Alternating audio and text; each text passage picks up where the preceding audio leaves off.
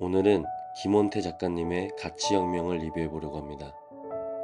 사람은 무엇을 위해 사는지를 분명히 해야 한다.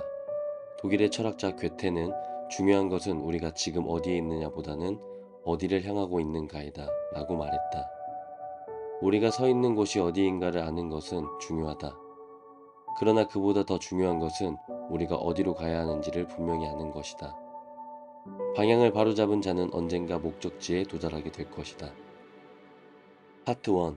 가치란 무엇인가? 브리테니커 사전은 가치를 다음과 같이 말한다.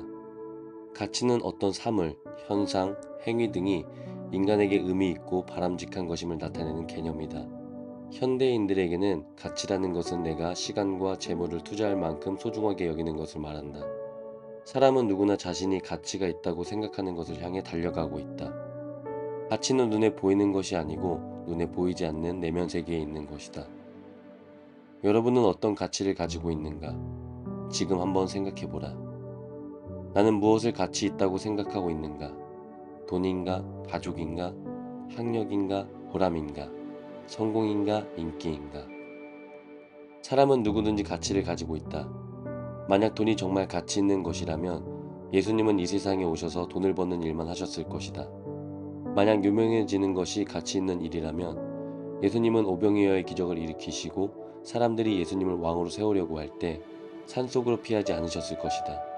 만약 예수님께서 돈이나 유명세나 권력이 가장 가치 있는 것이라고 하시지 않았다면 진정으로 가치 있는 것은 다른 곳에 있다는 것이다. 파트 2. 속도냐 방향이냐? 현명한 선장이라면 배가 가고 있는 속도보다 어느 방향으로 가고 있는지에 관심을 더 가질 것이다. 우리 인생도 마찬가지다.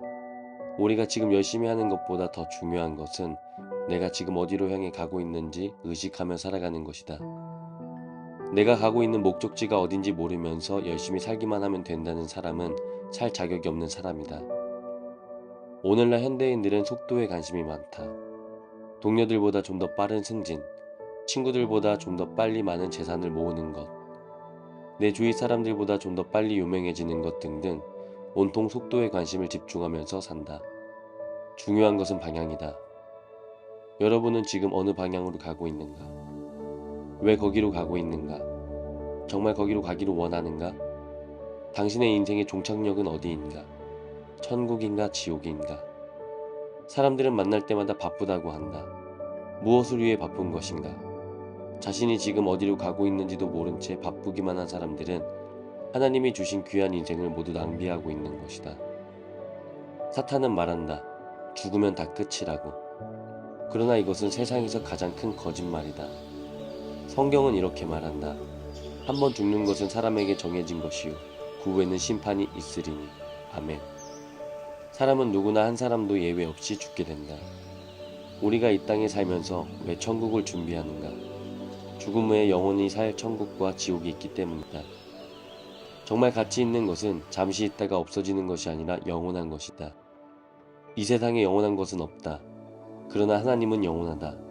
하나님의 나라는 영원하다. 우리는 영혼을 위해 창조되었다. 당신은 어디에서 영혼을 보내겠는가? 파트 3. 세 가지 거짓된 가치. 첫 번째, 돈. 처음으로 예수님이 광야에서 사탄에게 시험을 받는 장면이 나온다. 예수님은 40일을 밤낮으로 금식하시느라 너무 지치고 배고픈 상태에 있었다. 사탄이 다가와서 처음으로 한 시험은 돌로 떡을 만들어 먹으라는 것이었다. 이런 유혹을 물리치셨다. 이것을 오늘날의 말로 하면 돈을 가지라는 것이다. 돈이 있으면 무엇이든지 먹을 수 있다. 그러나 예수님에게는 돈이 중요한 가치가 아니었다. 사람이 떡으로만 살 것이 아니라 하나님의 말씀으로 살리라며 말씀에 가장 큰 가치를 두셨다. 요한 웨슬리의 집에 불이 났을 때 그의 행동은 우리에게 감동을 준다. 어느 날 요한 웨슬리의 집이 불이 났다. 요한 웨슬리 집을 관리하는 집사가 급하게 뛰어들어왔다. 선생님, 큰일 났습니다. 지금 집이 불타고 있습니다. 요한 웨슬리는 불타오르는 자기 집을 보면서 이렇게 말했다. 주님 감사합니다. 제가 관리해야 할 짐이 하나 덜어졌군요. 평범한 사람은 재산이 없어지면 절망을 한다. 그러나 큰 인물은 재산이 없어져도 담담해한다. 재산에 별 가치를 두지 않기 때문이다. 두 번째, 유명. 예수님이 광야에서 사탄에게 받은 두 번째 유혹은 예루살렘 성전 꼭대기에 올라가서 뛰어내려 보라는 것이었다. 천사가 나타나서 예수님을 받으면 성전에 몰린 사람들이 그 광경을 보고 박수갈채를 보낼 것이고 예수님은 유명해질 수 있다는 것이다. 사탄은 예수님에게 유명을 가치로 잡으라고 했지만 예수님은 거절하셨다. 사탄은 오늘날에도 여전히 유명해질 수 있다는 유명세의 유혹을 우리에게 던진다. 세상에서 유명해지면 좋은 점도 있지만 그 사람의 영성을 죽이고 인격을 파괴하게 되는 경우가 많다. 유명한 사람이 되어서 인생을 망치는 이들이 많다. 교부시대의 사막에서 은둔 생활을 했던 이들의 책을 보면 성공해서 세상에 알려진 사람들은 이미 세속화된 것이다 라는 구절이 있다. 세상의 성공이나 유명은 결코 우리 인생에 가치 있는 일이 아니다. 할 수만 있다면 유명해지는 자리를 피하는 것이 좋다. 예수님은 언제나 사람들이 그에게 몰릴 때마다 조용히 그 자리를 피해 산속으로 들어가셨다. 군중들의 인기가 헛된 것임을 아시는 분이셨다. 유명과 인기와 성공은 허상이다. 사람들은 유명한 것을 좋아한다. 성공을 좋아한다. 인기를 좋아한다. 왜냐하면 그들은 세상 사람들이기 때문이다. 유명을 향해 뛰어가는 것은 불 속으로 뛰어들어가는 불나비와 같다. 유명은 우리의 가치가 될 수 없다. 우리는 하나님 앞에 유명한 자가 되면 된다. 세 번째, 세상 사랑. 광야에서 금식하신 후에 사탄은 만국을 보여주며 예수님이 그에게 절하면 세상을 예수님께 모두 주겠다고 했다. 예수님에게 세상을 다 가지는 것이 중요한 가치가 아니었다. 예수님은 사탄에게 하나님만 섬기라며 유혹을 벌였다. 세상 사람들은 이 세상의 모든 것을 가지는 것이 가치인 줄 알고 있다. 사탄은 끝없이 세상의 것을 가지라고 유혹한다. 사탄은 사람들에게 이 세상을 사랑하라고 끝없이 유혹한다. 사람은 무엇인가를 사랑하며 살게 되어 있다. 그래서 세상을 사랑하든지 하나님을 사랑한다. 이 둘을 동시에 사랑할 수는 없다. 사람의 마음은 한 가지만을 사랑하도록 만들어졌다.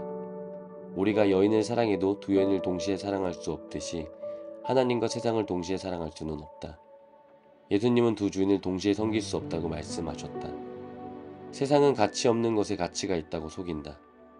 성경은 이 세상을 사랑하지 말라고 이야기한다. 육신의 정욕, 안목의 정욕, 이생의 자랑은 모두 가치 없는 것이다. 성경이 헛되다고 말하는 것에 가치를 두는 사람은 어리석은 사람이다. 예수님은 분명한 가치를 가지고 세 가지 유혹을 이기셨다. 여러분은 세상의 유혹을 이길 수 있는 더 큰 가치를 가지고 있는가? 가치를 바꾸면 행동이 바뀌고, 행동을 바꾸면 습관이 바뀌고, 습관을 바꾸면 성품이 바뀌고, 성품을 바꾸면 운명이 바뀐다. 아멘. 파트 4. 가치를 발견한 사람들. 우리의 최고의 가치는 하나님의 임재 속에 사는 것이다. 예수님은 우리에게 너희는 먼저 그의 나라와 그의 의를 구하라고 하셨다. 우리의 인생은 하나님의 나라와 하나님의 의를 구하는 데 초점이 맞추어져야 한다.